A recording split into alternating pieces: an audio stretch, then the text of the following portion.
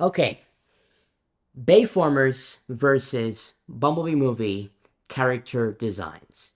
Now, given that both of these are widely acclaimed and well accepted within the fandom, the question still stands. Which of these are the best direction for brand representation, or does it even really matter? Let's talk about it. Alfonso, this is Optimus Prime. Transform and roll out!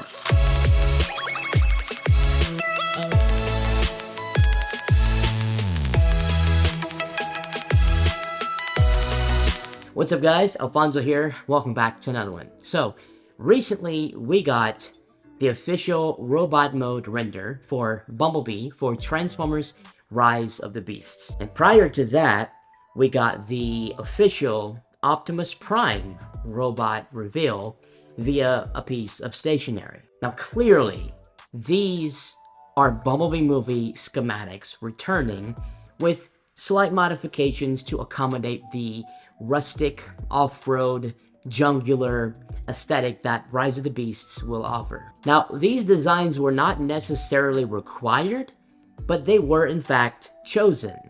And what this means is that we are likely going to be seeing these, at least for the foreseeable future, given the fact that Rise of the Beasts is the start of a new trilogy. Clearly, Transformers have the ability to slightly alter their appearance by scanning alternative modes.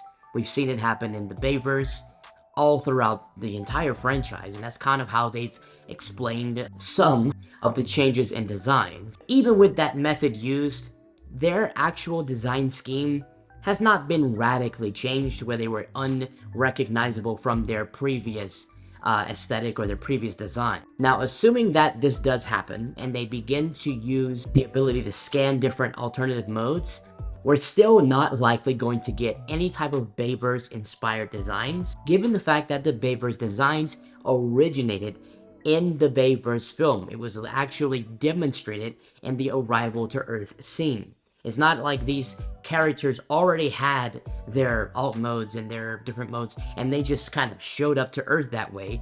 They had to show up in a Cybertronian form because they were alien, and then they just had to adopt Earth-based vehicles, Earth-based modes.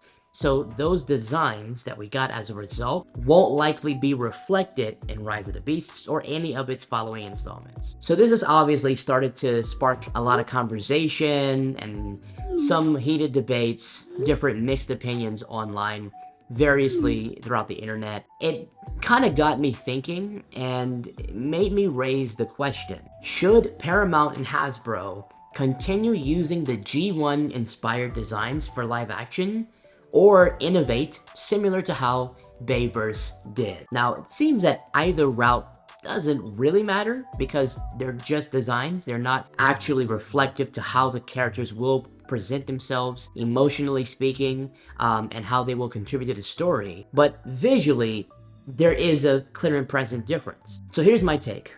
I actually believe in innovation. I believe Hasbro and Paramount should continue to collectively innovate the visual aspect of Transformers. And here's why.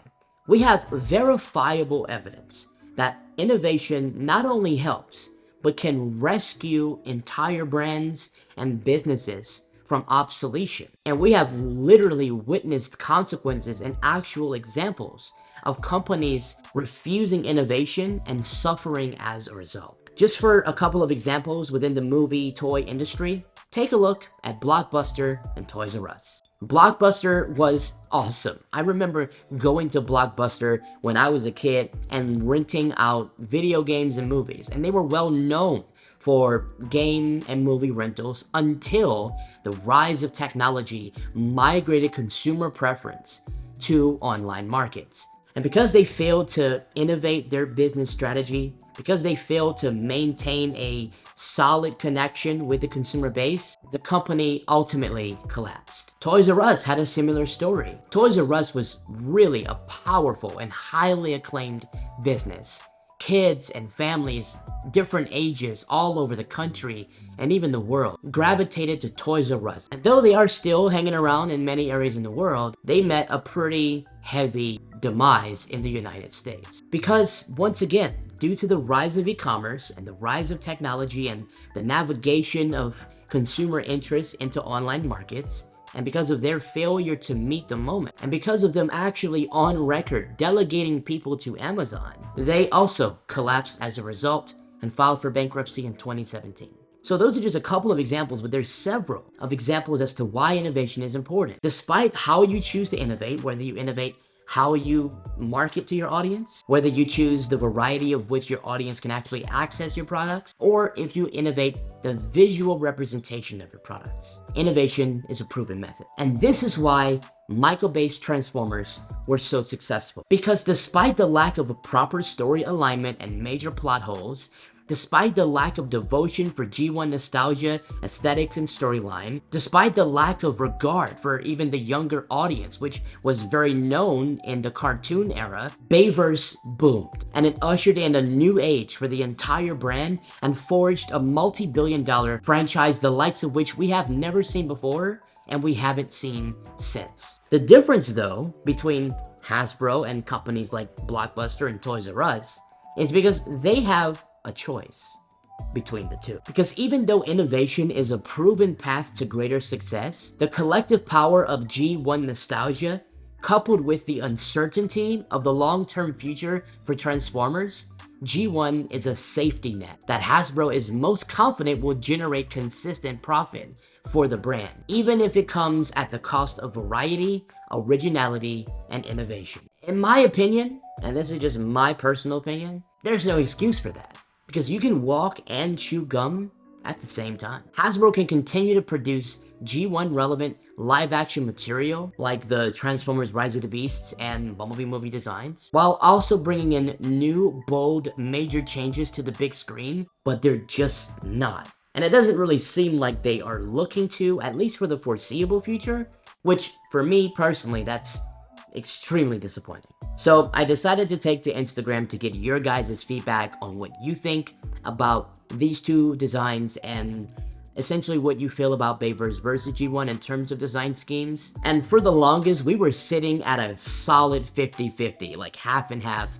It really looked like we were at a Mexican standoff. But it does appear that as more votes begin to pour in, as you guys are still voting as I speak, Michael Bay franchise is securing the majority and defeating Bumblebee movie. But I didn't want you to just vote. I wanted you guys to elaborate and explain why. And I took some time to read through most of you guys' responses and see what you guys think.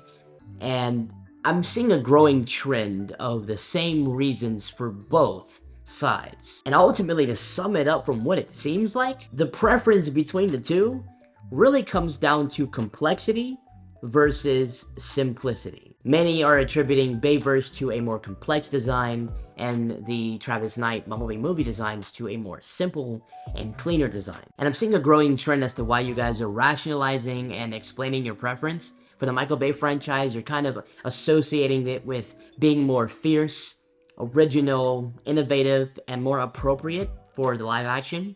And then for the Bumblebee movie designs, you're kind of attributing that with more cleaner aesthetics, recognizable, and more faithful to the source concept, and multi-purpose, being that it's also live action and kind of G1 mixed together. Interestingly enough though, most of us at least agree that both designs are nostalgic. G1 being the origin of Transformers, and Michael Bay being the origin of live action. But with regards to these designs, in the grand calculus of everything, it doesn't truly affect much because storyline and plot and consistency are all very important to keeping the franchise alive. And as fans, all of us should want to see Transformers last. Now, I personally, and many of you Bayverse fans, can only hope that someone eventually comes along with the same audacity and the same grit as Michael Bay to make some radical design and aesthetic improvements for live action.